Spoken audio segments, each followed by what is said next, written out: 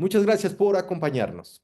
Espero que esta sesión les aporte herramientas concretas y visión estratégica para llevar su gestión de riesgos al siguiente nivel. Adelante, Melissa. Gracias por estar aquí.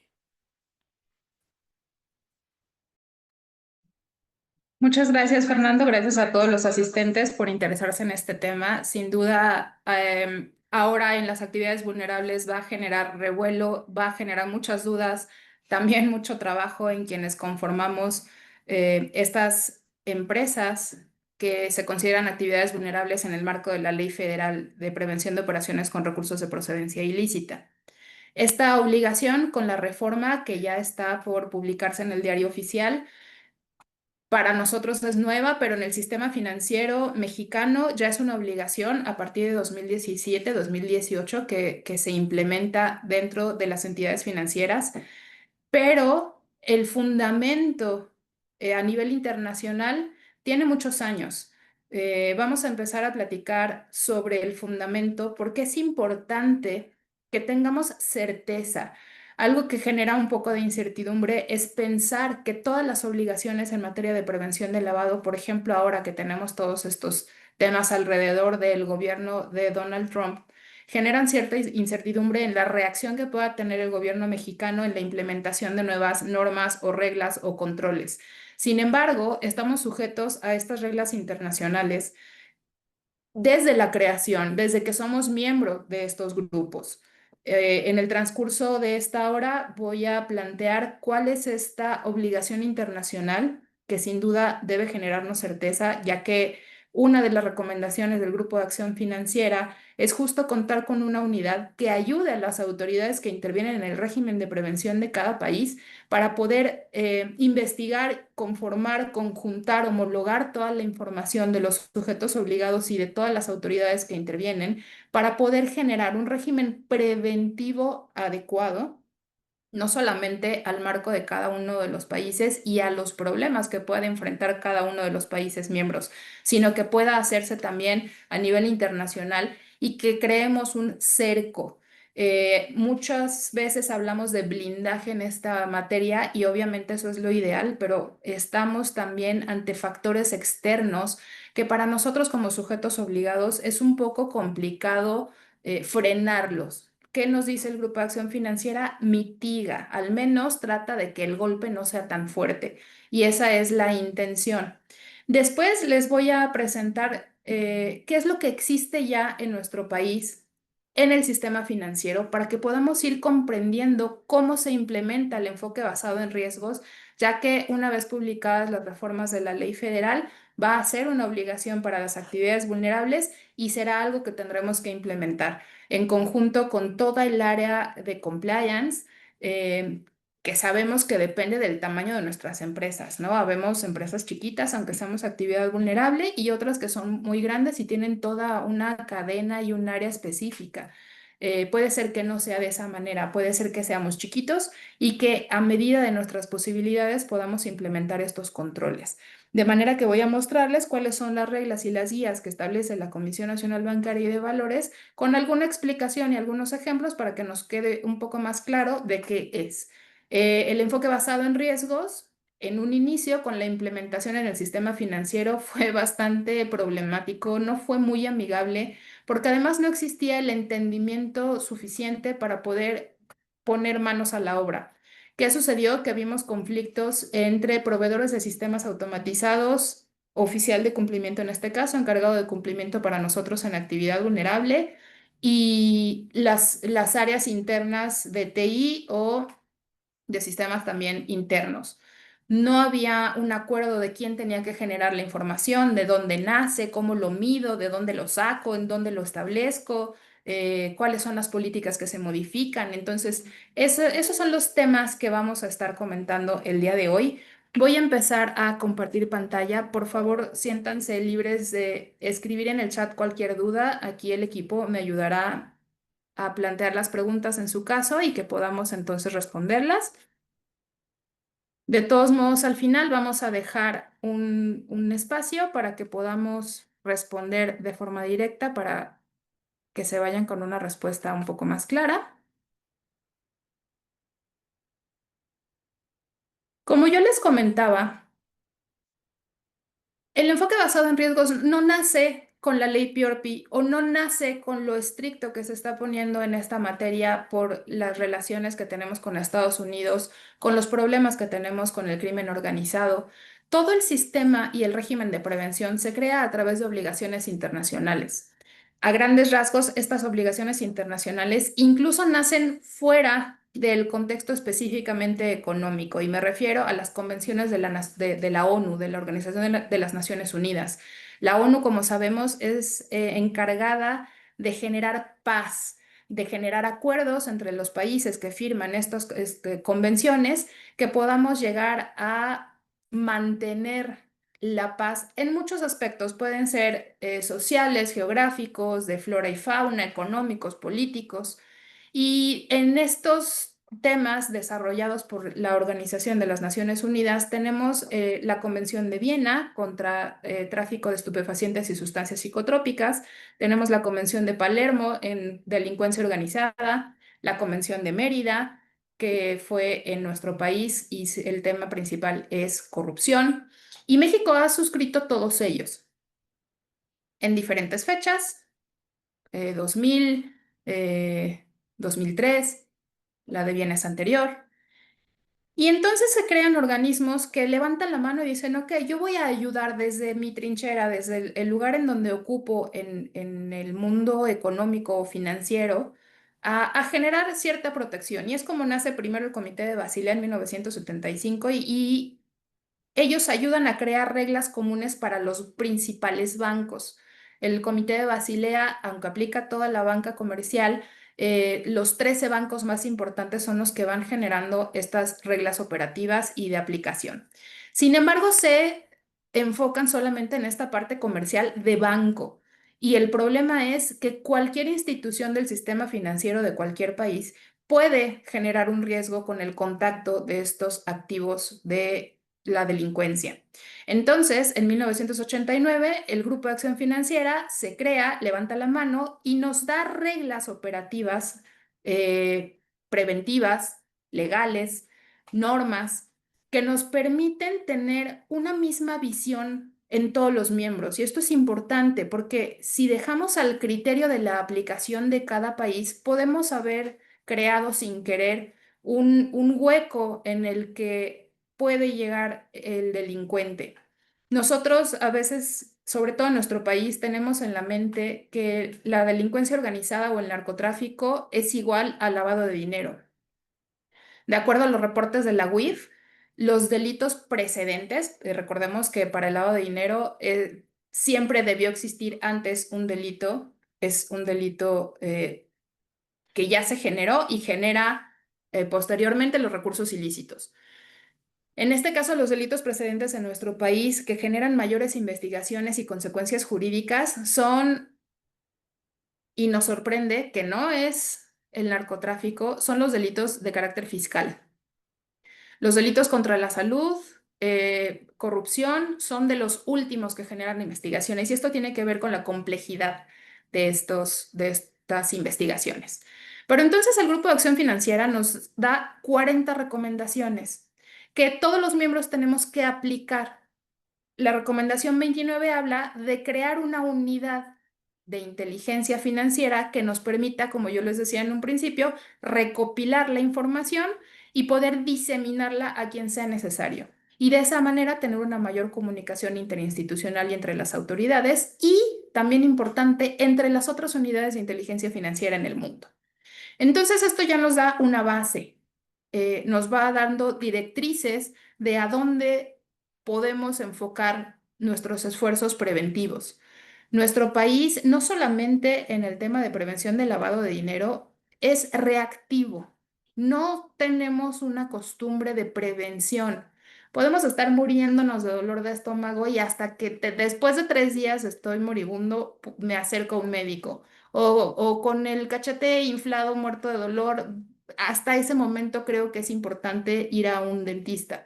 Y así sucede con estas cuestiones. Lo que dice el Grupo de Acción Financiera es que seamos preventivos, que tengamos controles suficientes para que no tengamos que reaccionar, que no lleguemos al límite de que tenemos una investigación judicial encima, que tenemos responsabilidad por agravantes como lo plasma el 400 bis del Código Penal Federal, donde dice que todos los que estamos dentro del régimen somos responsables además como agravantes por la responsabilidad del conocimiento de la aplicación de dichos controles o las cuestiones de sanciones administrativas por no hacer lo que tengo que hacer.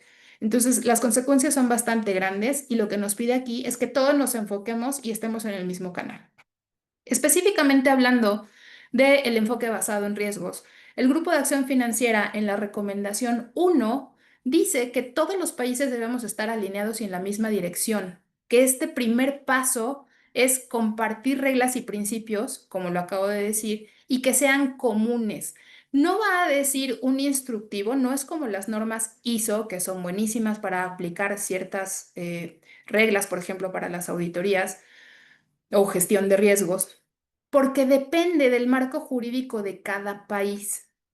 Entonces, todas las 40 recomendaciones son de carácter general y cada país las va a aplicar de acuerdo a su marco jurídico. Eso es importante porque ahora que veamos la implementación y que les platique cómo es que se está pensando que se haga dentro de las entidades, pues tiene que ver con esta adaptación para el sistema. ¿Ok? Voy a quitar, aquí está, porque no veía mi lámina. Las 40 recomendaciones son estándares internacionales que incluyen una serie de medidas financieras, legales y de conducta, y va mucho de la mano con la ética profesional en la materia. Las 40 recomendaciones nacieron solamente hablando de anti-lavado de activos, es decir, contra el blanqueo de capitales. Después, con el ataque a las Torres Gemelas del 11 de septiembre de 2001, se incorporan reglas sobre financiamiento del terrorismo y tenemos ahora una más sobre proliferación de armas de destrucción masiva. Se reformulan y en 2012 quedan de nuevo las 40 recomendaciones que hoy conocemos. Y entrando en la materia del enfoque basado en riesgos, la recomendación 1, como yo les comentaba, habla de la evaluación de riesgos y la aplicación de un enfoque basado en riesgos. Tal vez estemos familiarizados con el término y lo leamos o lo veamos, sí, el enfoque basado en riesgos o LBR, pero no comprendemos el alcance incluso del término. ¿Qué nos está pidiendo? El GAFI siempre va a hablar de países, está conformado de jurisdicciones y de países, por lo tanto va dirigido a ellos. Los países deben identificar y evaluar y a su vez entender los riesgos de lavado de activos y financiamiento del terrorismo y tomar acciones incluyendo la designación de una autoridad o mecanismo para coordinar estas acciones y aplicar recursos encaminados a asegurarse de que los países mitiguen estos riesgos y protejan al sistema financiero. Deben exigir los países a las instituciones financieras y actividades y profesiones no financieras designadas, es decir, en nuestro país, las actividades vulnerables que están descritas dentro del artículo 17 de la ley PIORPI, que identifiquen, evalúen y tomen una acción eficaz para mitigar sus riesgos de lavado de activos y financiamiento al terrorismo y financiamiento a la proliferación de armas de destrucción masiva. Como les comenté, las recomendaciones nacieron en 1989. Nosotros, la primera aplicación la hicimos en 2017 y solamente para el sistema financiero. Es decir, el enfoque basado en riesgos para las actividades vulnerables es un foco rojo de incumplimiento ante el Grupo de Acción Financiera, y así lo señaló en su informe de evaluaciones mutuas de 2018. ¿Qué sucede? Y para que vayamos entendiendo también por qué van pasando las cosas, que este año, justo el mes pasado, en junio, empezó la quinta ronda de evaluaciones del GAFI a nuestro país. Es decir, vienen a ver el cumplimiento de las recomendaciones y revisar la tarea que nos dejaron en el informe pasado. ¿Qué sucede? Que la única recomendación que tenemos como no cumplida justo es la que tiene que ver con las actividades vulnerables o las actividades y profesiones no financieras designadas. Entonces, todo lo que puedan hacer antes de que llegue el GAFI a revisar en cuanto al cumplimiento de estas recomendaciones, pues se va a implementar, que justo es por lo que se está haciendo la reforma de la ley PIORPI y es agregar estas obligaciones que no estaban. En otro momento hablaremos con todo gusto de cuáles son estas implicaciones de la reforma a la ley federal, pero una de ellas es contar con la evaluación de riesgos dentro de cada una de las entidades, tener un sistema automatizado que nos ayude a generar, resguardar y contar con esta información y entre otras cosas, ¿no? Que van con temas adicionales. Aquí, la Evaluación Nacional de Riesgos responde a la recomendación 2. Si bien la obligación primigenia es de la recomendación 1, que es decir, que los países identifiquemos cuáles son los riesgos, la 2 nos dice que pues, para que el país conozca los riesgos, las autoridades deben tener algún documento a nivel nacional, legitimado a nivel internacional, que permita diseñar e instrumentar una adecuada política dentro de las entidades. Em, este es un esfuerzo entre todas las autoridades que intervienen. En nuestro país no solamente son los supervisores, la Comisión Nacional Bancaria para el Sistema Financiero y el SAT-PLD para las actividades vulnerables. También tenemos dentro a CONSAR, tenemos a la Comisión de Seguros y Fianzas. Del lado de las autoridades judiciales, pues tenemos todas las fiscalías a los tres niveles de gobierno. Tenemos ahí en medio la Secretaría de Hacienda, obviamente, con la UIF y los otros desconcentrados, la unidad de valores, de banca de valores o de banca de desarrollo de la comisión, que son los que nos van a dar este enlace para poder, en su caso, adecuar las normas. Entonces, todos estos actores tenemos que estar en el mismo canal. Y eso es lo que nos pide la recomendación 2, que genera la Evaluación Nacional de Riesgos en nuestro país. Esta Evaluación Nacional de Riesgos nos va a establecer las bases de medición y va a empezar a definir qué es lo que estoy buscando. En este documento, la Evaluación Nacional de Riesgos primerita nació en 2016, se supone, porque en algún momento no fue así, salió un poco tarde, pero se supone que tiene que cada 3 años actualizarse. En la primera, desde la primera evaluación, nos define 4 cosas importantes para entender todo este tema. Uno, ¿qué es el riesgo? Y es conocer que el riesgo es la suma de amenazas, vulnerabilidades y consecuencias. Y que esta evaluación es el producto o proceso basado en una metodología, que eso es súper importante porque va a ser donde vamos a empezar, que se enfoca en identificar, analizar y entender estos riesgos. Si yo no entiendo los riesgos, no los voy a poder abordar, ¿correcto? Las amenazas es una persona o un grupo de personas que tiene el objeto o la actividad con el potencial de dañar al Estado o a la sociedad o a la economía. Yo aquí lo explico siempre como capitas, todas son como las capas de la cebolla, ¿no? Voy de lo más pequeñito, que es la entidad en la que estoy trabajando, de la que pertenezco, y va más arriba a el sector, la economía nacional, la sociedad, al Estado y a veces, dependiendo del tipo de entidades, incluso a nivel internacional puede haber una repercusión. Y aquí lo estamos viendo con los 3 casos del sistema financiero que todos conocemos ahora y que si bien no hay una sentencia, digámoslo de esa manera definitiva, que diga efectivamente aquí tenemos este problema, ya el tema reputacional está generando que tanto los clientes como los inversionistas o como cualquier proveedor de servicios, como lo vimos con Visa, estén alejándose por un riesgo de contagio o por un riesgo reputacional.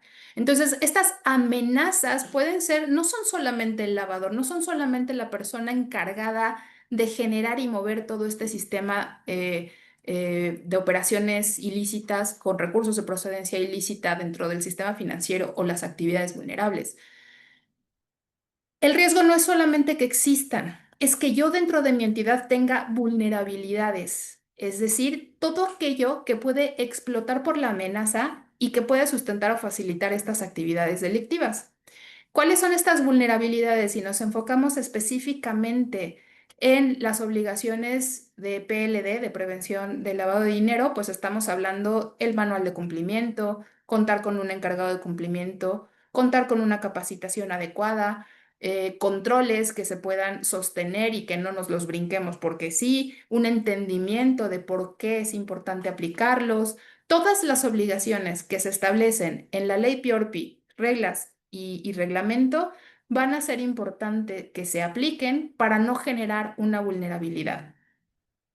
Y las consecuencias, pues, es el impacto o el daño que genera cuando se hace esta combinación. Aquí me gusta dar un ejemplo que no tiene que ver con el sistema financiero, pero que nos hace que nos quede más claro cuál es este entendimiento común que nos está pidiendo la autoridad tanto nacional como internacional. Imaginen, voy a poner varios escenarios. Imaginen que, como pasó ayer o antier, que avisaron que había un huracán en el Pacífico. Ok, eso es conocer el riesgo. Ya sé que hay un riesgo de un huracán en el Pacífico, pero yo vivo en la Ciudad de México. ¿Cuál es el riesgo que tengo de que ese huracán genere consecuencias en mí o en mi entorno? Bueno, realmente, salvo que nos quejamos por la lluvia y que se pone todo nublado y que nos ponemos a comer más pan y café, de ahí en fuera no tengo más repercusiones, no tengo más problemas. Pero ¿qué pasa si vivo en un estado que está cerca del Pacífico o específicamente en la costa donde va a llegar? Ahí voy a tener problemas. Ahí mis amenazas y mis vulnerabilidades se van a ver potenciadas. Entonces tengo que tomar acciones preventivas, cubrir las ventanas, no salir, ir al súper a comprar cosas, tener pilas y mi lámpara por si se va la luz. Tengo ya que hacer cosas para protegerme y proteger a mi entorno. Otra, en la Ciudad de México tenemos una, bueno, no, es Estado de México, el área de Tultepec es famosa porque tiene polvorines de fuegos artificiales y que la mayoría además están bajo ilegalidad. Entonces, ¿qué sucede si yo soy vecino de la zona? Yo sí o sí tengo que saber que existe la posibilidad de que explote un polvorín y que mi casa quede dañada, que me rompa las ventanas, que haya algún herido, que haya algún incendio, y eso de verdad puede afectarme a mí por vivir en la zona y por estar allí. Entonces, no es nada más saber que me puede afectar, es hacer algo para que estas consecuencias no sean grandes o sean las menos. Y último ejemplo, nos vamos todos de campamento y vamos todos de campamento a una zona boscosa. Y entonces, ¿qué va a suceder? Algunos de nosotros podemos ser de alergia al bosque y otros somos de alergia a los piquetes de los bichos. Y otros nos morimos de frío en el bosque y yo soy de playa.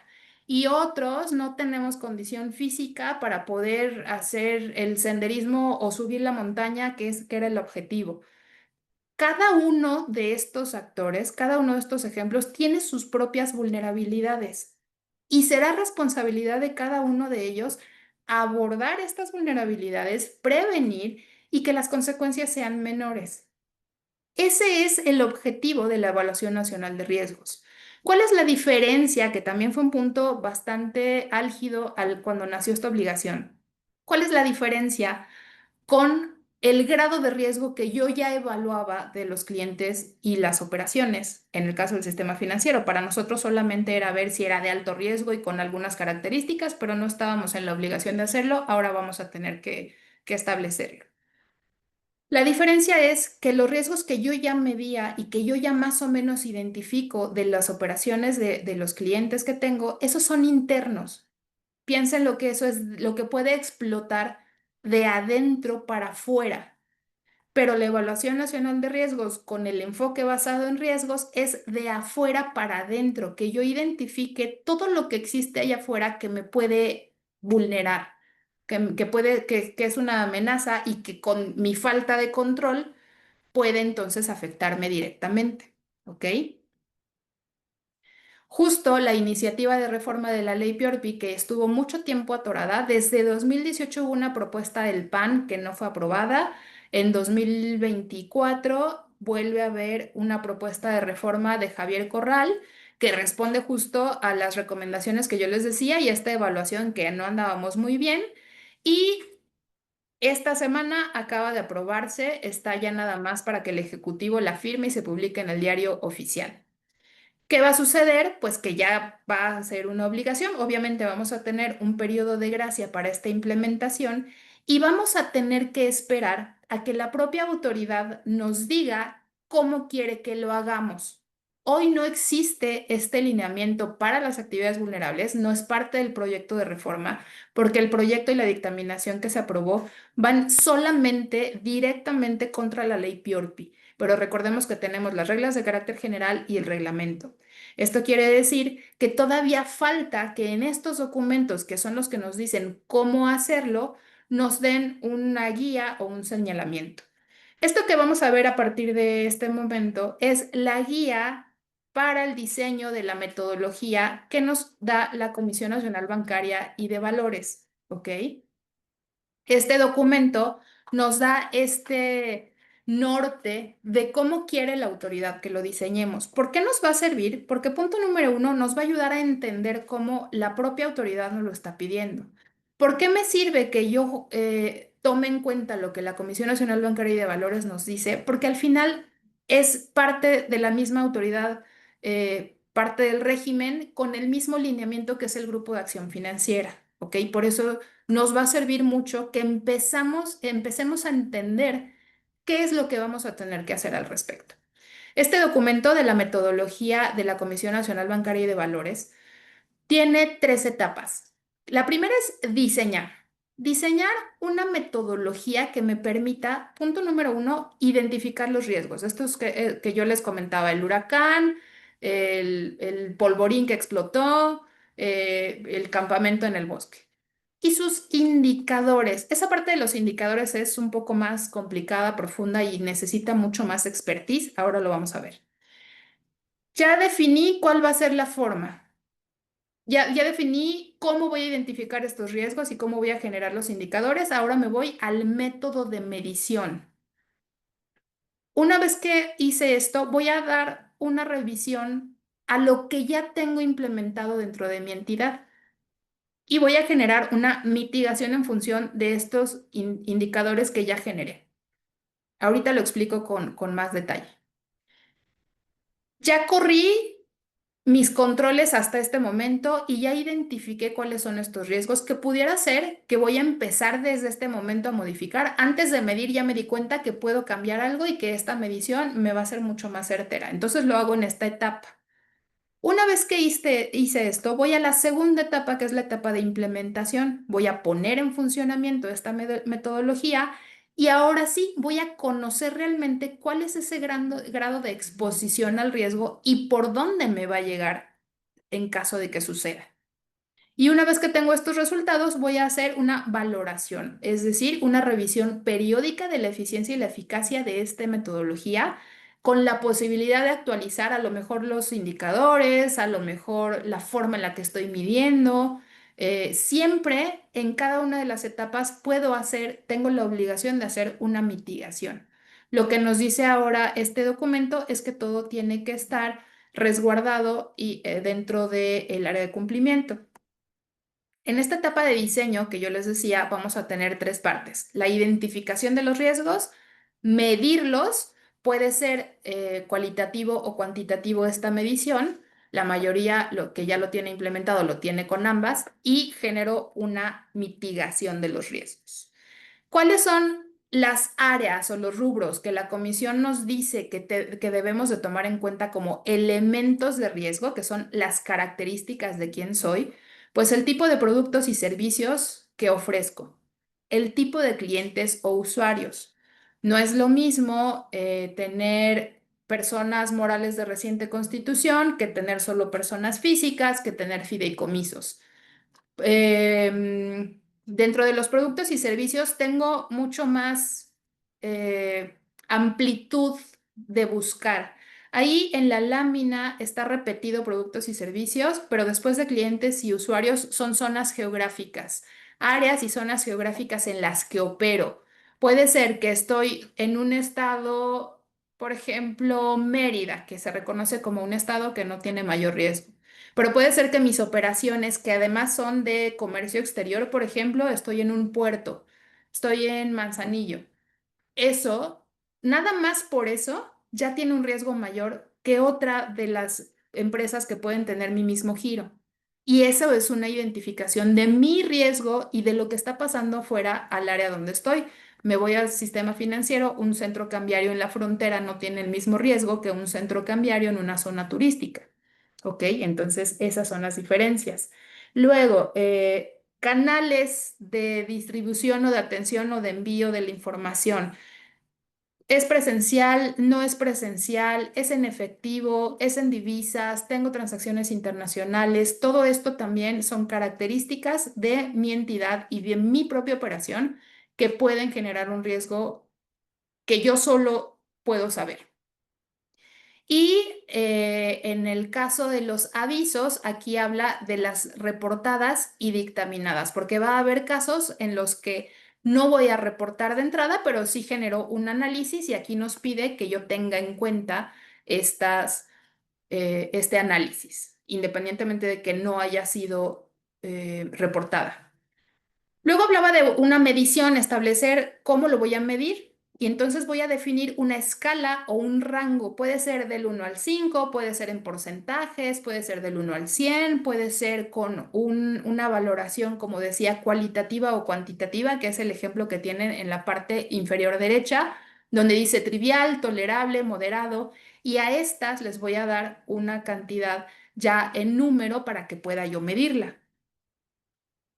La parte de los indicadores que les comentaba, que es un poco más complicado, se vuelve complicado porque esto es a criterio experto o con el conocimiento que tengo de mi entidad, de mis operaciones y de las vulnerabilidades externas. Los indicadores son las características de riesgo que me permite conocer cuáles son estos elementos, identificándolo con diversas fuentes de información. Incluso aquí, con el uso de la inteligencia artificial, puedo ayudarme muchísimo y generar prompts que me digan cuál es el riesgo de lavado de dinero en una entidad financiera que se encuentra en tal área o que tiene tales operaciones. O sea, yo puedo generar, y estos indicadores sí o sí son cualitativos. Voy a poner, pues tengo riesgo porque mis operaciones permiten el uso de efectivo, por ejemplo, ¿no? Que sabemos que para actividades vulnerables tenemos restricciones de uso de efectivo. Entonces, si mi operación solita permite que yo tenga volúmenes de efectivo, eso ya es un riesgo. Si tengo 1.000 operaciones o si tengo dos o si es bajo o si tengo mucha sucursal, eso es lo que después me va a ayudar a identificar ya cuál es el riesgo, pero por ahora tengo solamente que decir cuáles son estos indicadores. Tengo que considerar, como lo decíamos en los términos al principio de riesgo, vulnerabilidad, consecuencia, tengo que medir la probabilidad de que suceda y el impacto. Si es muy probable que suceda, pero el impacto es medio, ahí voy a poder darle este valor de, por ejemplo, pensamos del 1 al 5. Pues es muy probable que suceda, pero el impacto es bajo, pues entonces le voy a poner un 2. Es muy probable que suceda, pero además el impacto sería altísimo, entonces le voy a poner 5. Y es así como voy a ir midiendo, esta referencia me va a ayudar a poder generar esta medición. Dijimos que desde la primera etapa voy a establecer mitigantes. Estos mitigantes pueden ser en cualquiera de los controles en PLD que ya existen. El gobierno corporativo. Hemos visto casos donde el propio gobierno corporativo es el que autoriza que se brinquen los controles. Entonces, los mitigantes pueden ser directamente en el gobierno corporativo. Puedo poner en el área de administración de riesgos la calidad de los sistemas y procesos. Puedo poner a lo mejor algún área intermedia que me ayude a revisar y regresar en su caso, por ejemplo, los expedientes que no estén completos y así no estoy generando información incompleta. Puedo poner a alguien que esté revisando el sistema y que me ayude a bajar la información. En el control interno, pues verificación del cumplimiento, efectividad y eficiencia de las operaciones, confiabilidad de la información, cumplimiento de políticas. ¿Quién hace esto? Pues el encargado de cumplimiento. Recuerden que el encargado de cumplimiento no es nada más la persona que sube los avisos y punto final y la puedo poner a hacer otra cosa porque no hace nada, ¿no? Hemos visto muchas fallas y muchas necesidades de remediación justo con entidades que piensan que el encargado de cumplimiento es nada más el que sube los avisos cada mes y el resto del mes no está haciendo nada, ¿no? Justo es quien nos va a ayudar a aplicar este control interno. Y hoy por hoy con esta obligación del enfoque basado en riesgos, pues va a tener que estar muy cerca de las áreas operativas, de las áreas comerciales, si es que lo tengo, de las áreas del sistema automatizado, que verifique con estos fines de revisar la eficiencia operativa, pues que todo esté caminando como tiene que ser, porque si no es así, no voy a contar con los elementos que necesito para medir. Administración de riesgos, pues aquí habla de la capacitación y el cumplimiento de las funciones de las estructuras internas. Obviamente ahí hablaba del Comité de Comunicación y Control, porque hasta el ejemplo que tenemos hoy por hoy es solo sistema financiero, pero bueno, ya sabemos que estamos hablando del área de cumplimiento. El manual tiene que ser un traje a la medida, no puede ser bajado de internet, no puede ser comprado, no puede ser compartido con mi compadre que hace la misma actividad, porque vamos a ser diferentes. Y en caso de que haya una auditoría, que es una de las nuevas obligaciones, se va a basar en el manual. Si llega una visita de verificación, se va a basar también en el manual porque es la forma en la que yo mismo estoy diciendo que voy a cumplir con estas obligaciones. El sistema automatizado, que también es una nueva obligación que viene dentro de estas reformas, y la capacitación una vez al año que sea adecuada, coherente con este desarrollo de la metodología. Y pues obviamente no es la misma capacitación que voy a tener al personal de punto de contacto, al gobierno corporativo, al encargado de cumplimiento. ¿Ok? Hablábamos de la recomendación 2 y la evaluación nacional de riesgos. Pues la evaluación nacional de riesgos nos va a dar la información general a nivel país de cuáles son los riesgos que tengo como entidad. Si ustedes ya tuvieron oportunidad de verla, viene como un semáforo. Si soy una empresa de traslado de valores, tengo tal riesgo. Si soy una notaría o tengo fe pública, corredores y notarios, tengo tal nivel de riesgo. Y eso ya me ayuda porque yo no puedo decir, no, hombre, yo soy de bajo riesgo porque ya me está diciendo la propia autoridad que por el simple hecho de ser quien soy, ya tengo un riesgo identificado. Y es así como unimos esta identificación de amenazas, vulnerabilidades y consecuencias con lo que puede suceder. Ya lo vamos aterrizando. ¿Cuáles son mis amenazas? Pues esos elementos de riesgo que vimos. ¿Cuáles son mis vulnerabilidades? Todo lo que dejé de aplicar en los controles PLD que vienen en la ley federal, en sus reglas y en el reglamento. Y las consecuencias pues van en estas capas de cebolla que yo les platicaba. Puede ser interna, puede ser administrativa, pero también puede ser en la economía, puede ser política, puede ser penal. Y aquí regreso al ejemplo de las entidades financieras que ahora tenemos en la mira y que han estado en las noticias, ¿no? Como ejemplo. La segunda etapa de implementación, pues es ahora sí este clavado en el conocimiento del cliente, el grado de riesgo y la metodología que yo estoy elaborando y desarrollando. El objetivo es identificar tres tipos de riesgo. Tengo los riesgos inherentes, tengo riesgos transaccionales y tengo riesgos residuales. Inherentes son los que ya vienen porque soy quien soy. Cada uno de nosotros como personas tenemos bien identificado nuestros riesgos inherentes. Pues yo soy enojón, pues yo soy tragón, yo soy fiestero, en fin, tenemos muchos ejemplos y esos ya vienen en el paquete, no los voy a poder cambiar. Quizá, pero controlar, pero no cambiar. Los transaccionales es toda esta relación que tengo de mis clientes con las operaciones dentro de mi entidad. Volumen y frecuencia de las operaciones, número de contrapartes, origen y destino de los recursos y manejo efectivo, si tengo transferencias internacionales, si no es presencial, entonces si tengo controles para geolocalización. Todo eso además me va a generar un riesgo mayor. Y los residuales es, ya lo mitigué, ya estoy consciente, ya lo medí, ya le di 3 vueltas y esos siguen sin moverse. Y esos justo son los que debemos de tener en cuenta. Porque en los otros ya pude mitigar y puedo yo hacer algo, pero también el Grupo de Acción Financiera nos pide ojo también con los residuales. Ya sé que no vas a poder hacer nada, pero tenle ojo a este riesgo. Y la última etapa de valoración es revisar la eficiencia y la posibilidad de actuar, de hacer algo. La revisión es independiente a la auditoría.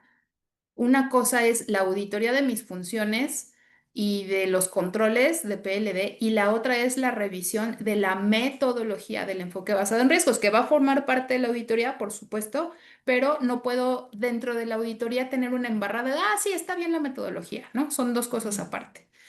Los resultados de la implementación y mitigación forman parte del informe de auditoría. Y en la valoración nos pide dar un seguimiento, en ese seguimiento poder modificar, a lo mejor me di cuenta, les doy un ejemplo, en una SOFOM de reciente constitución que le tocaba hacer por primera vez la implementación, les había salido un riesgo muy alto cuando su nicho de mercado era completamente bajo, controlado y eran muy chiquitos. Y lo que estaba sucediendo es que tenían que ajustar esta medición en cuanto a el tipo, en cuanto al origen de los recursos. El origen de los recursos, ellos estaban poniendo profesionistas y estaban poniendo el catálogo del SAT así muy amplio, pero su nicho de mercado era chiquitito y eran oficios, no eran profesiones. Esa especificación les ayudó a ya poder entender y valorar realmente cuál es su riesgo, ¿ok? El seguimiento de los indicadores por elemento de riesgo, evaluando la efectividad del manual. ¿Por qué el manual? Porque el manual es el que dice cómo voy a aplicar estos controles. Y tener señales de alerta descriptiva y prospectiva, es decir, que yo una vez identificando estos riesgos puedo tener ya acciones más específicas y directas sobre las áreas que me están generando algún riesgo. Al final, esta guía de la metodología nos pide documentar todo, diseño, detalles, todos los procesos, los cambios que le hice, en qué apliqué mitigantes, quiénes fueron los responsables, en dónde se aplicaron, teniendo una bitácora de modificaciones que se hayan aplicado. Y en este caso, para sistema financiero, dice que la documentación es 5 años. Nosotros sabemos que igual el periodo más o menos que tenemos para actividades vulnerables, igual es de conservación de 5 años.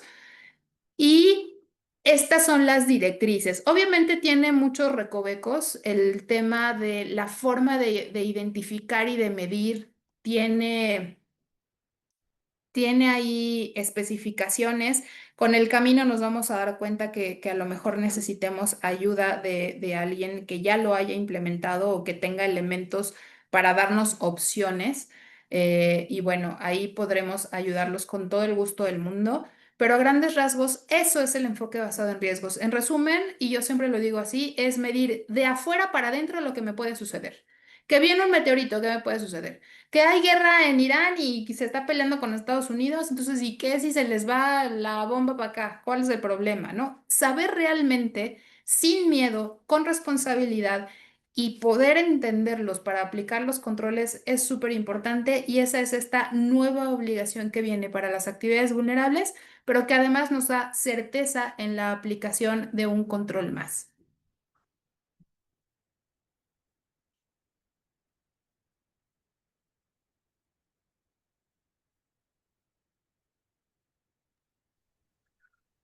Justo es así como generamos un espacio para poder consultar si tienen algún tipo de duda, algún tipo de pregunta correspondiente a los temas mencionados justo por nuestra especialista. Si es así, este es el momento para poder llevarlo a cabo, escribir en el chat, poder levantar la mano o solicitar la palabra con audio y autorizarla para que puedan explicar sus dudas, compartir sus dudas. Con muchísimo gusto vamos a resolverla.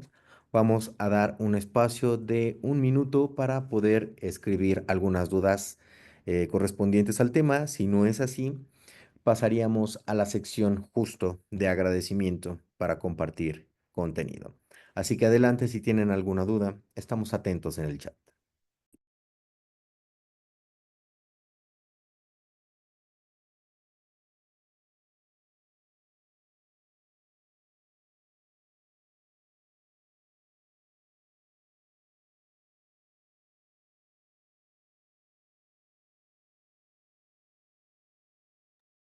Tenemos justo la primera duda. Nos comenta Fernanda Castro que a lo que entiende es que el cómo se llevará a cabo la evaluación lo definimos nosotros internamente y no podrán cuestionarlo, siempre y cuando cumplamos con los aspectos mínimos. ¿Es correcto? Justo, Fernanda, gracias por tu pregunta. Exacto, no hay manera de que nos den un lineamiento específico de sigue estos 20 pasos y vas a tener la mejor metodología del mundo, porque va a depender de las características de cada entidad. Y no pueden imponerlo tampoco por sector, porque, por ejemplo, todos los notarios, pues no son iguales. Algunos tienen un montón de actividades complejas, otros se limitan a las más pequeñitas. Entonces, no va a haber una forma específica, nos van a dar un norte, nos van a decir el deber ser, y así como pasa con el manual, tú vas a establecer en tu metodología cómo vas a cumplir con esta obligación. Lo que creemos como especialistas, viendo lo que ha sucedido en el sistema financiero, es que justo nos va a tocar en la auditoría, que ahora ya va a ser también presentar una auditoría anual, es una obligación nueva. Allí a los auditores certificados nos va a tocar revisar la eficiencia de esta metodología y en su caso señalar alguna modificación. Si por el contrario no fuera por la auditoría y fuera por alguna visita, lo que va a revisar la autoridad es que sea adecuada, que haya sido implementada, que esté siendo valorada y que cumpla con tus propias características. Por eso, la Evaluación Nacional de Riesgos y este conocimiento interno de tus operaciones y tu alcance, ¿no? Que no digas por querer quedar bien, ay, no, es que todo está perfecto y yo soy de bajo riesgo y yo confío en todos mis clientes porque pues no es así, ¿no? Entonces, es este principio de realidad, un poco de mátate solo, sí, pero si estoy aplicándolo estrictamente, no debería tener ningún problema. Excelente. Muchas gracias, Melissa. Tenemos una duda más por parte de Julieta Lara y nos cuestiona en este caso. La base para la metodología se dará a conocer más adelante. Ahora está el qué, ahora falta el cómo.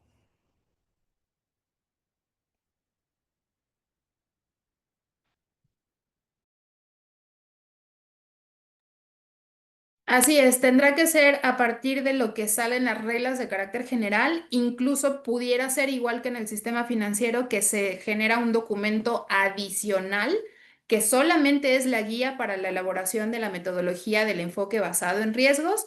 Creemos que va a ser de la misma manera, incluso pudiera ser que homologaran en los dos tipos de entidades o que se tome en cuenta la del sistema financiero que ya existe, porque al final los elementos de riesgo serían los mismos y la misma base son las obligaciones que ya existen.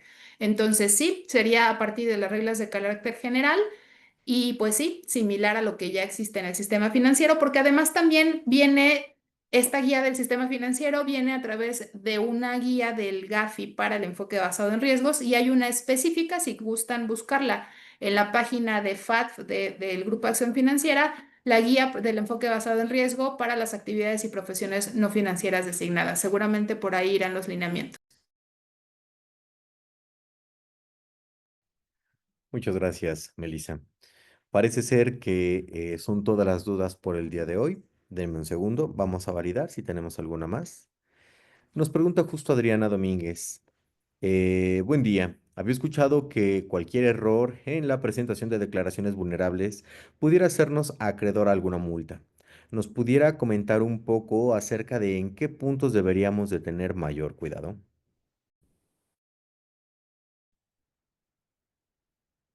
Claro, supongo que te refieres a la presentación de avisos. Puedes escribirlo si quieres, si alguna especificación o algo directo, pero pues sí, o sea, al final estamos sujetos a un régimen que tiene que ver con delitos, pero que genera responsabilidades administrativas. Dentro de estas responsabilidades administrativas, una de tantas es la presentación de avisos. El SAT PLD es un desconcentrado de Hacienda que no tiene recursos propios, es decir, pues vive de nuestras multas y de nuestros incumplimientos.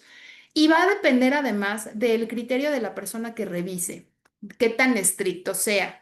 Entonces, en este caso, el peligro por cada falta o sea, por cada incumplimiento, es desde 20,000 pesos a 200,000 por cada una de ellas. Entonces, no presentar aviso es una multa. Presentar el aviso fuera de tiempo es una multa. Presentar avisos de más, por ejemplo, pasa mucho con los avisos por acumulado. Ay, yo no voy a estar expulgando las operaciones, yo le mando todas, eso también es una multa. eh, Cada faltante en el expediente, es decir, pues no le pedí el CURP, eso también es una multa. Entonces, aguas con lo que están enviando con los avisos, revisen muy bien que los acumulados sí se estén llevando a cabo como tiene que ser. Las visitas de verificación, además, no son solamente, porque luego muchos creemos que son solo expedientes y avisos, acuses de avisos, y no es así. En este caso, tenemos constancia de dueño beneficiario, manual PLD, nos revisan balanzas, nos revisan registros contables, porque son el sustento de la operación. Oye, que no hay facultad para eso en la ley PIORPI, la facultad para las visitas está en la LEFEPA. Y allí dice, recuerden que nuestro nombre tiene dos apellidos. Puede ser, por ejemplo, SADCB y por el otro, en el caso del sistema financiero, por ejemplo, soy una SOFOM, ese es mi segundo apellido. Digamos que aquí en actividades vulnerables soy una SADCB, pero mi apellido es la actividad vulnerable que realizo. Entonces, por ser una sociedad mercantil con esas características, además tengo que cumplir con otras obligaciones, como contar con la contabilidad.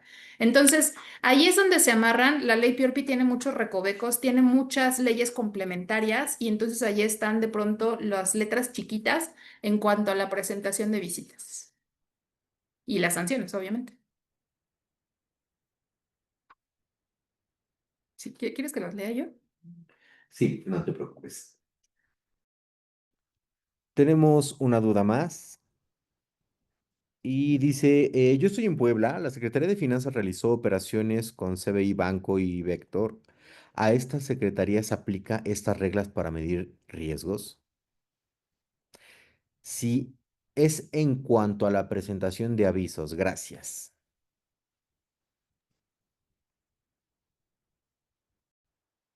Claro, a ellos les aplica por responsabilidad del sistema financiero. Ellos de 2018 debieron hacer esta verificación de grado de riesgo. Por ejemplo, ayer yo platicaba con los colegas, salió en las noticias, es que el periódico El País obtuvo información fiscal y entonces ahí dice que hay una empresa fantasma ligada con el cártel de Jalisco y yo comentaba, bueno, ese trabajo era del oficial de cumplimiento y de toda el área de verificación y que no debió pasar la operación por la búsqueda en listas.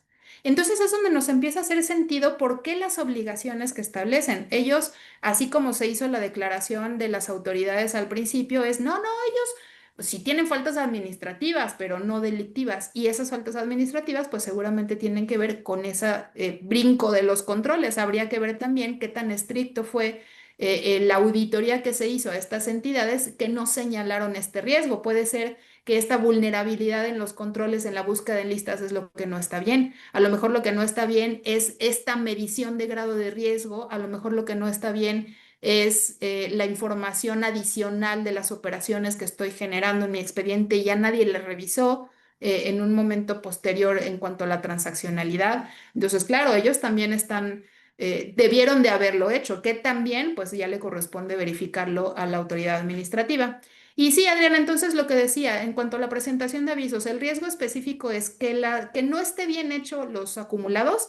Ahí podemos ayudarte generando, viendo tus acumulados y ver que lo estés haciendo de forma correcta para que tengas certeza, porque son muy duras las multas.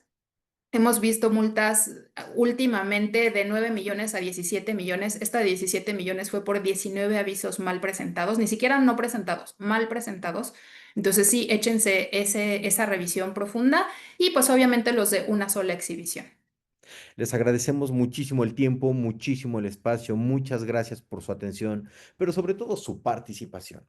Esperamos colaborar estrechamente con ustedes muy pronto. Agradecemos una vez más el que ustedes estén aquí. Somos BHR México. Una vez más, gracias por todo. Hasta la próxima.